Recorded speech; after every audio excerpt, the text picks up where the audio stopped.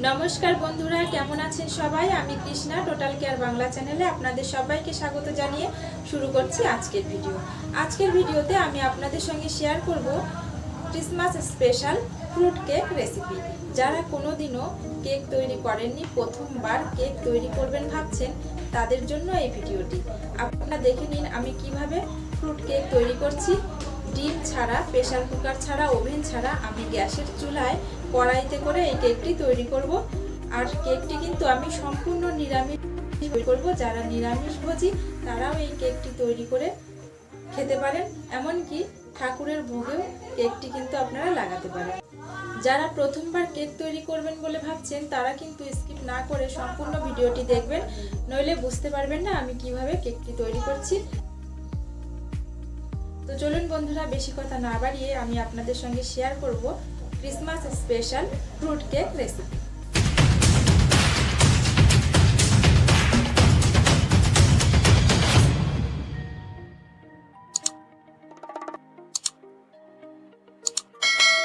প্রথমে দেখে নিন কেকটি তৈরি করতে আমি কোন কোন ফ্রুট ব্যবহার করছি। আমি নিয়েছি কিছুটা কাজু বাদাম, কাঠবাদাম নিয়েছি, 4টে খেজুর নিয়েছি, আর নিয়েছি আমি টুটি ফুটিগুলো আমি নিজে বাড়িতেই তৈরি করেছি। কিশমিশ নিয়েছি, আর নিয়েছি চেরি ফল, আর আমি নিয়েছি অরেঞ্জ জুস। আপনারা চাইলে অন্য কোনো ফলের জুসও নিয়ে নিতে পারেন। আমি কাঠবাদাম, খেজুর আর কাজু বাদামগুলো একটু টুকরো করে কেটে নেব। এখানে আমি একটি পাত্র নিয়েছি। এই পাত্রে আমি সম্পূর্ণ অরেঞ্জ জুসটি ঢেলে নেব। এখন এই অরেঞ্জ জুসের মধ্যে আমি টুকরো করে কেটে রাখা ড্রাই ফ্রুটসগুলো দিয়ে দিচ্ছি। খেজুর দিয়ে দিয়েছি, আর আমি যে কাজু বাদাম আর কাঠবাদামগুলো টুকরো করে কেটে নিয়েছিলাম সেগুলিও এর মধ্যে দিয়ে দিলাম। দিয়ে দেব কিশমিশ,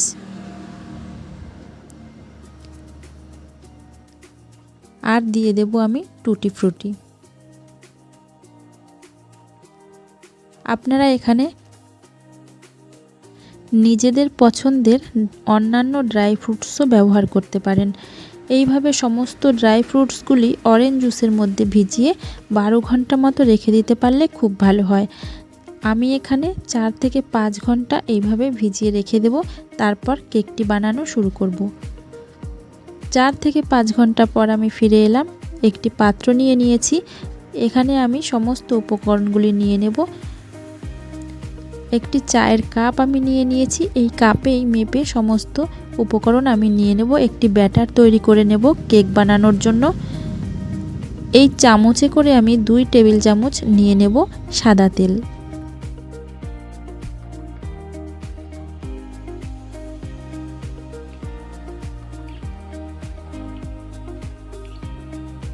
আর ওই একই চামচে করে আমি নিয়ে নিচ্ছি 1 চামচ বাটার। আপনাদের কাছে বাটার না থাকলে শুধুমাত্র সাদা তেল দিয়ে আপনারা ব্যাটারটি তৈরি করতে পারেন। নিয়ে নিচ্ছি 1 কাপ চিনি। আমি চিনির পাউডার করে নিয়েছি। নিয়ে নিচ্ছি ওই কাপেরই হাফ কাপ দুধ। দুধ বেশি গরম বা বেশি ঠান্ডা দরকার নেই, রুম টেম্পারেচারে থাকলেই হবে। এবার এই সমস্ত উপকরণগুলি আমি ভালোভাবে ফেটিয়ে নেব। এখানে আমি প্রথমে নিয়েছি 2 টেবিল চামচ সাদা তেল, 1 টেবিল চামচ বাটার, আর 1 কাপ পাউডার চিনি, আর হাফ কাপ দুধ। সমস্ত কিছু আমি ভালোভাবে ফেটিয়ে নিয়েছি। এখন আমি বাদবাকি উপকরণগুলো এর মধ্যে নিয়ে নিচ্ছি। আপনারা ভালোভাবে দেখে নেবেন কি কি উপকরণ আমি নিচ্ছি। এখন ওই একই কাপে মেপে আমি নিয়ে নিচ্ছি 1 কাপ ময়দা প্রথমে নিয়ে নিলাম, আরও হাফ কাপ ময়দা আমি নেব। মোট 1.5 কাপ ময়দা আমার লাগবে।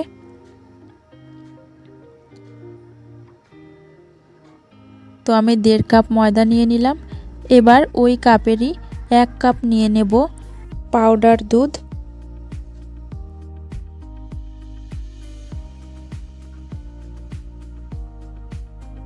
এবার দিয়ে দেব সামান্য একটু লবণ, দিয়ে দিচ্ছি হাফ চামচের মতো ভ্যানিলা এসেন্স, আর দিয়ে দেব সামান্য একটু এলাচ গুঁড়ো। এবার সমস্ত উপকরণগুলি আমি ভালোভাবে ফেটিয়ে নেব। খুব ভালোভাবে কিন্তু ফেটিয়ে নিতে হবে, ফেটানোটা ভালোভাবে না হলে কেক কিন্তু ফুলবে না। ওই জন্য খুব ভালোভাবে কিন্তু ফেটিয়ে নিতে হবে। প্রথমে আমি হাফ কাপ দুধ ব্যবহার করেছিলাম, এখন আমি ব্যাটারটি ভালোভাবে ফেটিয়ে নেওয়ার জন্য অল্প অল্প করে আরেকটু দুধ ব্যবহার করব, একবারে বেশি দুধ দিয়ে দেব না।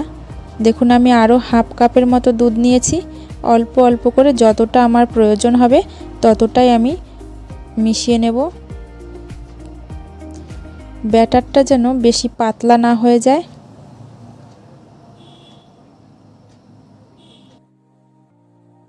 আমি সমস্ত উপকরণগুলি ভালোভাবে মিশিয়ে নিয়েছি। আমার ব্যাটারটি প্রায় তৈরি হয়ে গেছে। এবার ভিজিয়ে রাখা ড্রাই ফ্রুটসগুলো আমি এর মধ্যে দিয়ে দেব।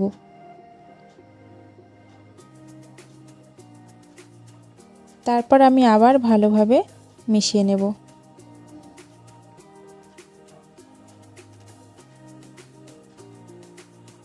কেকের ব্যাটার কিন্তু একদম রেডি হয়ে গেছে। এবার শেষ পর্যায়ে আমি দিয়ে দিচ্ছি হাফ টেবিল চামচ বেকিং পাউডার আর সামান্য একটু বেকিং সোডা দিয়ে আমি ভালোভাবে মিশিয়ে নেব। বেকিং পাউডার আর বেকিং সোডা ভালোভাবে মিশিয়ে নেওয়ার পর আমার ব্যাটার একদম তৈরি হয়ে যাবে। ব্যাটার একদম রেডি হয়ে গেছে। এবার আমি কেকটি তৈরি করার জন্য একটি পাত্র নিয়ে নিয়েছি। আমি একটি অ্যালুমিনিয়ামের বাটি নিয়ে নিয়েছি। আমি একটি কটন বলের তেল নিয়ে ভালোভাবে তেল মাখিয়ে নিচ্ছি। আপনাদের কাছে ব্রাশ থাকলে ব্রাশ দিয়ে আপনারা তেল ব্রাশ করে নেবেন। এবার একটা কাগজ আমি নিয়ে নিয়েছি। আপনারা এখানে বাটার পেপার ব্যবহার করতে পারেন। আমি নর্মাল একটা সাদা কাগজ বাটির সাইজের করে কেটে নিয়েছি, সেটাই আমি এখানে ব্যবহার করছি। এবার আমি এই পেপারের উপরেও একটু তেল ভালোভাবে মাখিয়ে নেব। এখন আমি যে ব্যাটারটি তৈরি করে রেখেছি সেটি ঢেলে দেব বাটির মধ্যে।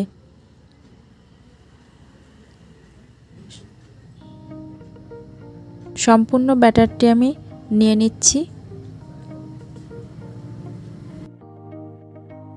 এবার এই পাত্রটি ধরে একটু ট্যাপ করে নিতে হবে যাতে ব্যাটারের ভেতরে থাকা হাওয়া বাইরে বেরিয়ে যায়। এবার আমি উপর দিয়ে একটু ড্রাই ফ্রুটস দিয়ে সাজিয়ে দেব।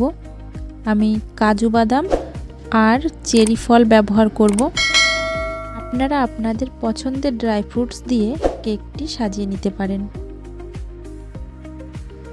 দেখুন আমি সাজিয়ে নিয়েছি, কত ভালো লাগছে দেখতে। কেকটি যখন তৈরি হয়ে যাবে খেতেও কিন্তু খুব ভালো হবে। এখন আমি বসিয়ে দিয়েছি একটা কড়াই।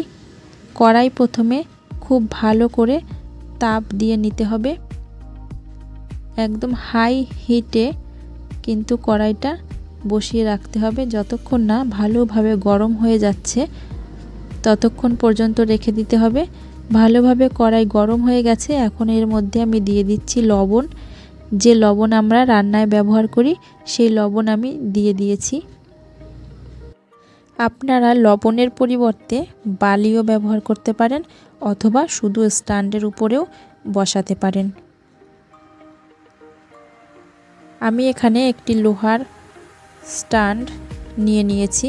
দেখুন আপনাদের কাছে এরকম স্ট্যান্ড যদি থাকে বসিয়ে নেবেন, না থাকলে একটা ছোট পাথরের টুকরো বসিয়ে তার উপরেও আপনারা বসিয়ে দিতে পারেন। আমি এইভাবে বসিয়ে দেব। এবার একটা ঢাকনার সাহায্যে আমি ঢেকে দেব যাতে হাওয়া বাইরে পাস না হতে পারে। দেখুন আমি কিন্তু সাধারণ কড়াই আর একদম সাধারণ ঢাকনা এখানে ব্যবহার করেছি। একদম কম আঁচে কিন্তু কেকটি তৈরি করে নিতে হবে। 30 থেকে 40 মিনিট অপেক্ষা করতে হবে কেকটি তৈরি হওয়ার জন্য। 30 থেকে 40 মিনিট পর আমি ফিরে এলাম। দেখুন আমার কেক কিন্তু একদম রেডি হয়ে গেছে আর দেখতেও কতটা ভালো লাগছে। এবার আমি একটা টুথপিকের মাধ্যমে দেখে নেব আমার কেকটি তৈরি হয়ে গেল কিনা।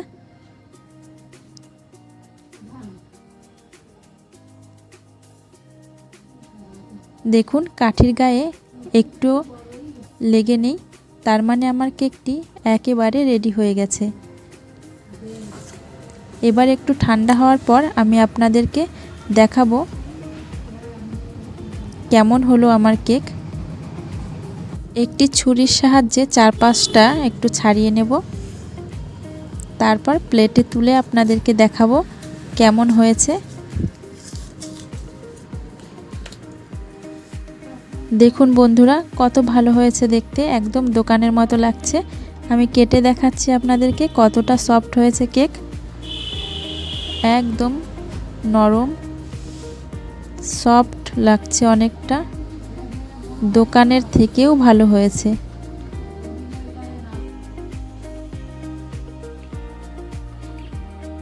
আমি এক টুকরো কেটে আপনাদেরকে দেখাচ্ছি কতটা সফট আর স্পঞ্জি হয়েছে।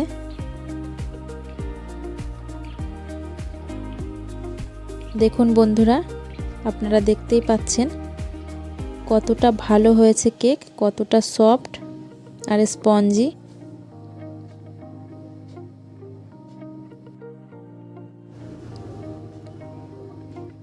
আপনারাও খুব সহজে বাড়িতে ক্রিসমাস ফ্রুট কেক তৈরি করে নিতে পারবেন। এভাবে আপনারাও ক্রিসমাস কেক বাড়িতে তৈরি করে নিন, তাহলে বাজার থেকে আর কিনে খাওয়ার দরকার হবে না। নিজের হাতে কেক তৈরি করে খেয়ে দেখুন, তার মজাই কিন্তু আলাদা। দেখুন বন্ধুরা কতটা সফট আর স্মুথ লাগছে কেকটা। আপনারা একবার হলেও কিন্তু নিজের হাতে এইভাবে কেক তৈরি করে খেয়ে দেখবেন, খুব ভালো হয় খেতে। তো বন্ধুরা এই ছিল আমার Christmas special fruit cake recipe. আমার ভিডিওটি আপনাদের কেমন লেগেছে কমেন্টের মাধ্যমে অবশ্যই জানাবেন, আর ভিডিওটি ভালো লাগলে একটু লাইক করবেন আর চ্যানেলটিকে সাবস্ক্রাইব করতে ভুলবেন না কিন্তু। সবাই ভালো থাকবেন, সুস্থ থাকবেন, ধন্যবাদ।